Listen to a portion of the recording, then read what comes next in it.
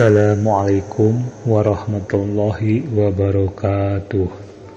Bismillahirrahmanirrahim. Alhamdulillahirabbil alamin. Wassalatu wassalamu ala asrofil anbiya'i wal mursalin sayyidina wa habibina wa syafi'ina wa maulana Muhammadin wa ala alihi wa sahbihi ajma'in, amma ba'd. Para sahabat-sahabat yang selalu dimuliakan oleh Allah Subhanahu wa Ta'ala, semoga kita semuanya selalu ada dalam lindungannya.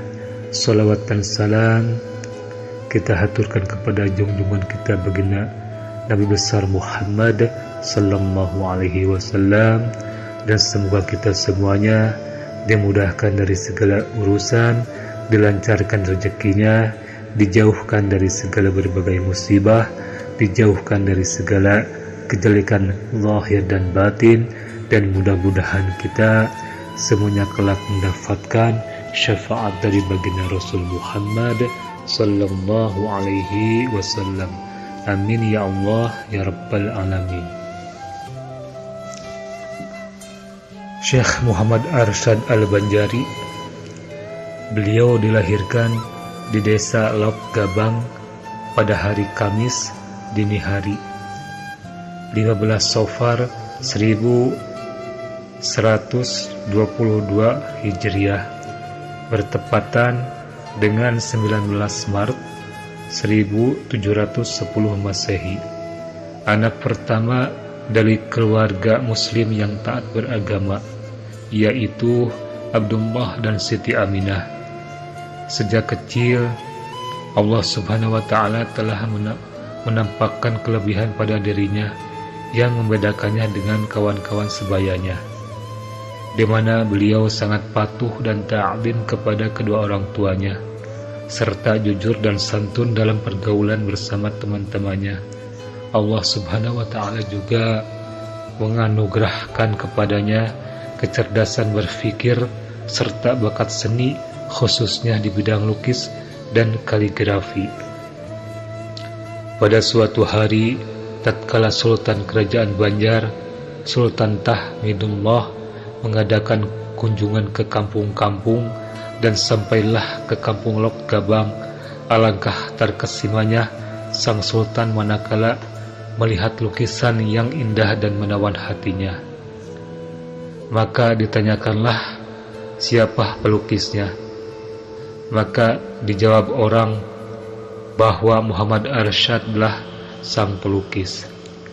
Mengetahui kecerdasan dan bakat sang pelukis, terbesitlah di hati sang sultan keinginan untuk mengasuh dan mendidik Muhammad Arsyad kecil di istana yang ketika itu Muhammad Arsyad Al-Banjari berusia 7 tahun. Sultan pun mengutarakan goresan hatinya kepada kedua orang tua Muhammad Arsyad. Pada mulanya Abdullah dan istrinya merasa enggan melepas anaknya yang tercinta. Tetapi demi masa depan sang buah hati yang diharapkan menjadi anak yang berbakti kepada agama, negara dan orang tua, maka diterimalah tawaran sang sultan tersebut. Kepandaian Muhammad Arsyad dalam membawa diri, sifatnya yang rendah hati, kesederhanaan hidup, serta keluhuran budi pekertinya menjadikan segenap warga istana sayang dan hormat kepadanya. Bahkan Sultan pun memperlakukannya seperti anak kandung sendiri. Setelah dewasa, beliau dikawinkan dengan seorang perempuan yang solehah bernama Tuan Bajut, seorang perempuan yang taat lagi berbakti pada suami, sehingga terjalinlah hubungan saling pengertian dan hidup bahagia seiring sejalan seia sekata bersama-sama meraih ridha Allah Subhanahu wa Ta'ala semata. Ketika istrinya mengandung anak yang pertama, terlintaslah di hati Muhammad Arsyad suatu keinginan yang kuat untuk menuntut ilmu di tanah suci Mekah. Maka disampaikannya lah hasrat hatinya kepada sang istri tercinta. Meskipun dengan berat hati mengingat usia pernikahan mereka yang masih muda, akhirnya Siti Aminah mengamini niat suci sang suami dan mendukungnya dalam meraih cita-cita.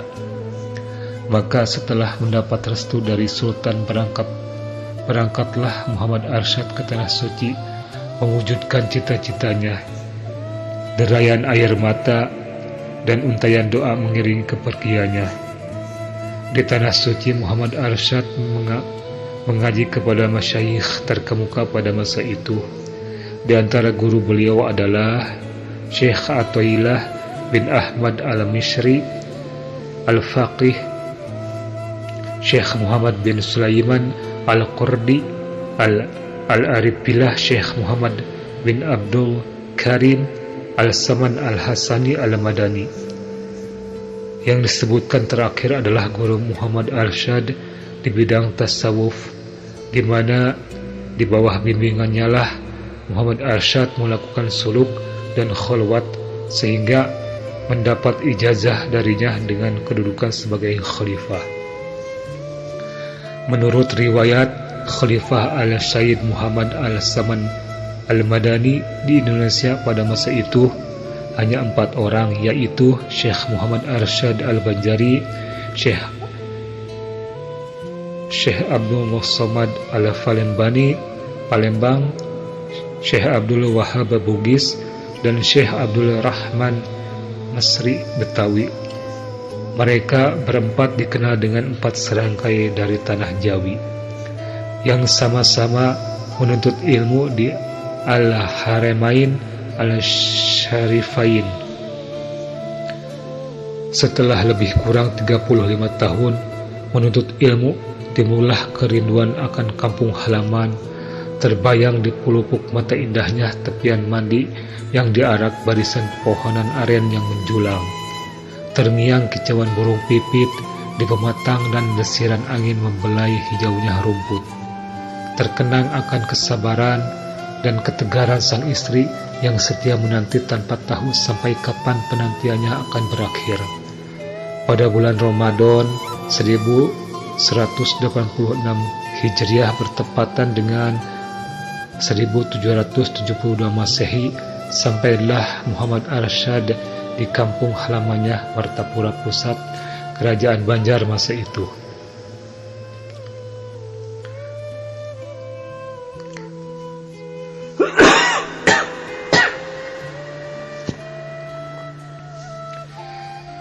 Sultan Tamjidillah, Raja Banjar, menyambut kedatangan beliau dengan upacara adat kebesaran.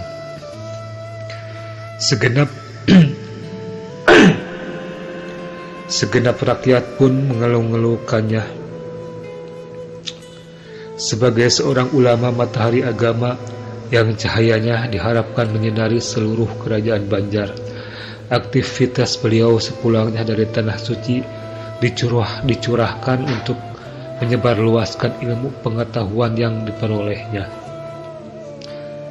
baik kepada keluarga, kerabat, ataupun masyarakat pada umumnya. Bahkan Sultan pun termasuk salah seorang muridnya, sehingga jadilah dia raja yang alim dan waro. Dalam menyampaikan ilmunya, Syekh Muhammad Arsyad mempunyai beberapa metode, di mana antara satu dengan yang lainnya saling menunjang. Adapun metode-metode tersebut yaitu bilhal, keteladanan yang baik, uswatun hasanah, yang direfleksikan dalam tingkah laku, gerak-gerik dan tutur kata sehari-hari, dan disaksikan secara langsung oleh murid-murid beliau. Bil lisan, dengan mengadakan pengajaran dan pengajian yang bisa diikuti siapa saja, baik keluarga, kerabat, sahabat, dan handai tolan. Bil kitabah, menggunakan bakat yang beliau miliki di bidang tulis-menulis, sehingga lahirlah lewat ketajaman penanya kitab yang menjadi pegangan umat. Buah tangannya yang paling monumental adalah kitab Sabilil sabilal muhtadin litafaqquh fiddin, yang kemasyhurannya sampai ke Malaysia, Brunei, dan Patani, Thailand Selatan. Setelah 40 tahun mengembangkan dan menyiarkan Islam di wilayah Kerajaan Banjar, akhirnya pada hari Selasa 6 Syawal 1220 Hijriah 1812 Masehi, Allah Subhanahu wa Ta'ala memanggil Syekh Muhammad Arsad ke hadiratnya. Usia beliau 105 tahun dan dimakamkan di desa Kalampayan, sehingga beliau juga dikenal dengan sebutan Datuk Kalampayan. Syekh Muhammad Arsyad Al-Banjari dilahirkan pada 15 Safar 1120 Hijriah bersamaan dengan 1710 Masehi di Kampung Lok Gabang, Martapura, Banjarmasin.